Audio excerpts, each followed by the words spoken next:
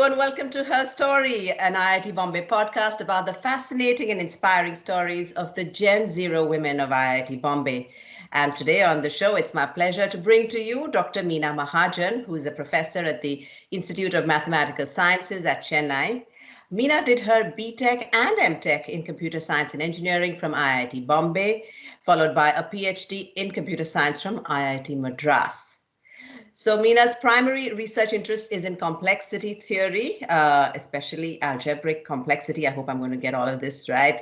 Counting classes, proof complexity, circuit complexity, and its connections to automata. So we'll ask her what all that means, and hopefully it won't all go above my head. She is also the paper chair for the Board of Trustees at the Computational Complexity Conference. So a lot of complexity out there. Meena, welcome to Her Story. It's just so lovely to have you here. I'm so glad to be here. It's like nice to be part of this enterprise, so to say. Yeah.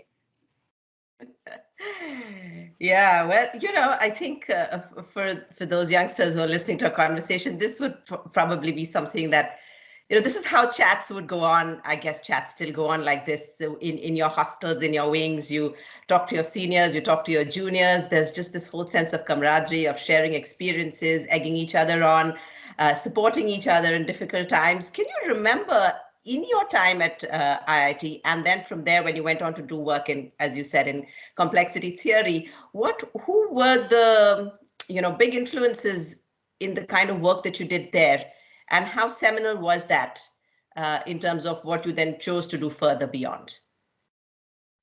So it's very hard to say who were the big influences in my work because, like I said, I finally reached this area through a process of eliminating things that I don't like. And here's one more thing that I will try, and then I liked it.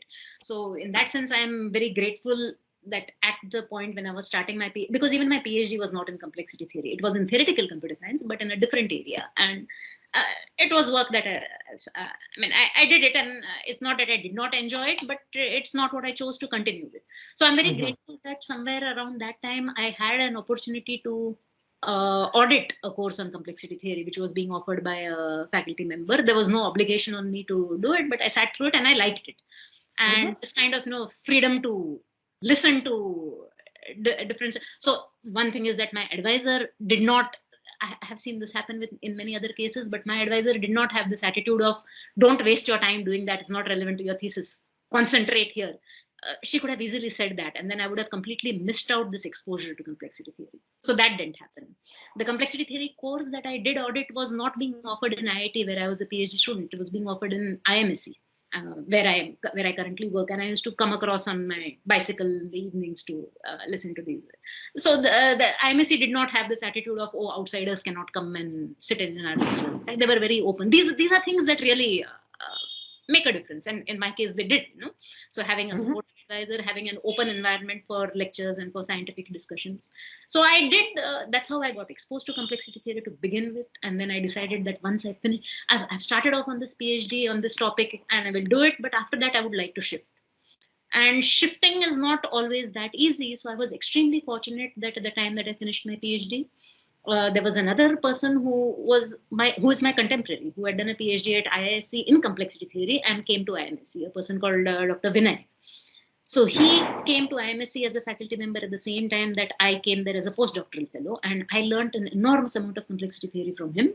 And I decided to start working in the area. My first publication in the area was well, it was not my first, I must admit. Maybe my third publication in the area was with him.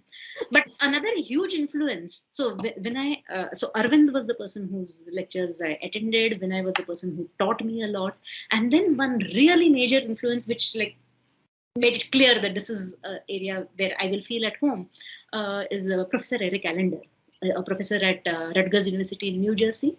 He came, visited our institute in the December of 1994. Vinay and I had done some work, extending in a small way some work that he had done. And to us, it was, that somebody of his caliber may barely even take notice of us. But when he came for this event, and he talked to us as equals, and my goodness, that was so satisfying. Then afterwards, over the years, I've interacted a lot with him, and he is really my role model for research as an academic researcher, and how you would maintain professional integrity when you're dealing with not just the specific research problems that you are looking at, but interactions with collaborators, interactions with students, with colleagues who are working in other fields. There are so many nuances, social things which could go wrong. He's been really a, you know, he can never do it wrong as far as I am concerned. Guiding North Star for you. Brilliant. Let's get to the rapid fire round. You ready? You've been doing rapid fire the whole interview. It's been like so snappy and zip, zip, zip. But let's do this also. Let's start with the first one, which is I believe. I believe that my actions make a difference in the world. If I could, I would spend more time in the hills. If only. I love reading, especially well-crafted fiction. Okay. Your favorite book then? What's your favorite book? I don't think I have a favorite book, but okay, I mentioned, for instance, fantasy. I have read the Tolkien series, Lord of the Rings, at least 10 times. Wow. Oh, you beat me to that one for sure. The world needs.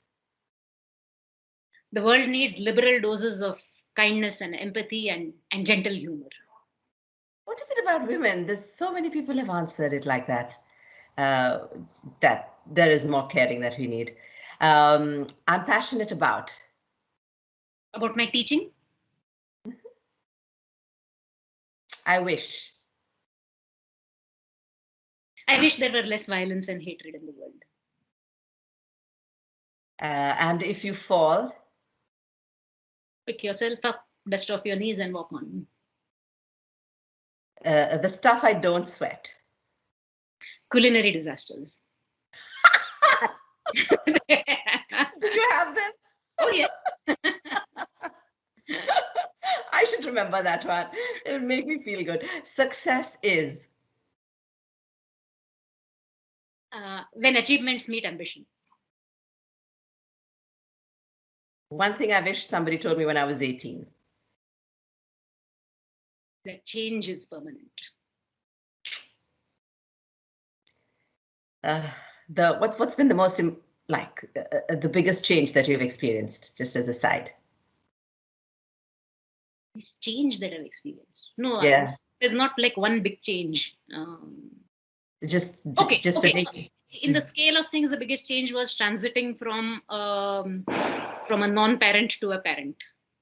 Becoming a mother. Yes, that was a huge. Yeah. Okay, the most important thing to remember when I step into work. I remind myself that I'm doing this because I have chosen to do it. And IIT Bombay to me is? It's where my journey began as an adult, as a citizen, as a scientist, and as a responsible person in the world. Wow. Beautiful.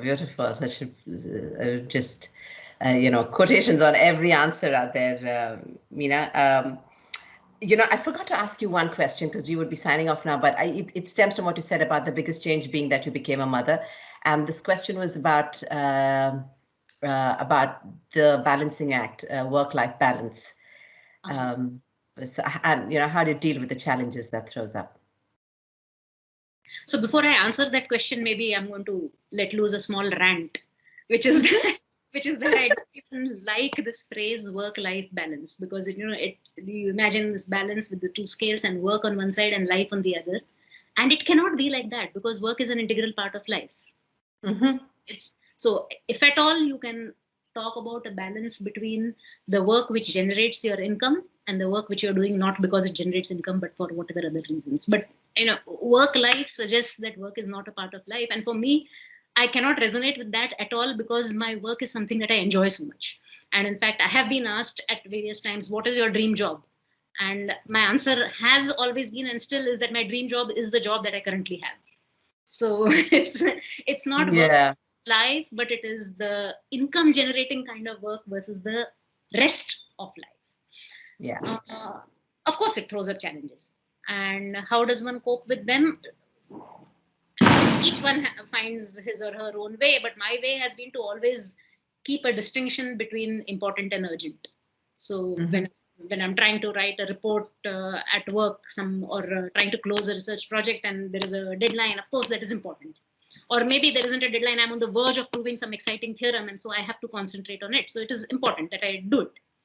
If my 1.5-year-old baby is hungry and is bawling for food, that's also important. But more than important, that's urgent, and that's not going to wait.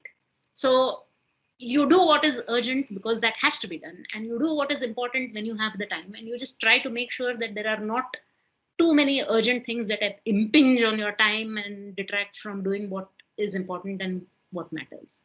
So one of the questions which comes up very often is, in this work life balance, this phrase which, as already said, I don't like.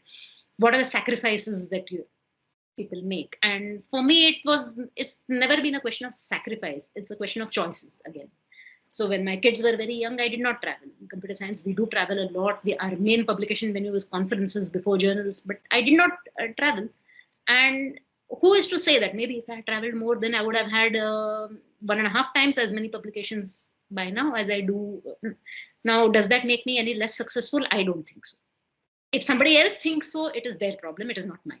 So to me, this was not a sacrifice, this was a choice.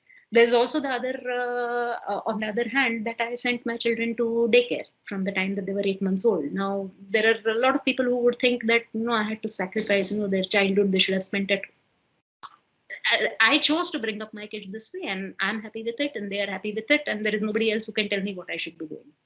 So there are challenges. This I absolutely agree. Juggling time, there's like so many demands of it. But then you choose what you have to do and make the best of it. Well, so well said. They say you live by the sword and die by the sword. You talk about living by your choices and, not believing in regrets around them, because if you make them intentionally, well, you have to, because that's the way of the world. Yeah, just, lovely conversation, Meena. Just such a fresh, it's literally like, breathing in fresh air, talking to you, because all your ideas and all your thoughts just come straight from the heart, and no ambiguity around it. It is just what you truly believe, and you can feel that in the energy that you bring. Thank you so much for coming on Her Story and sharing all of your energy and passion and excitement around all of this, and of course your love for IIT Bombay with us. I Thank you really so much. enjoyed talking to you. Yeah. Great being here. Thank you so much. Thank you so much. Great talking to you. Yeah. Great being here. Thank you so much.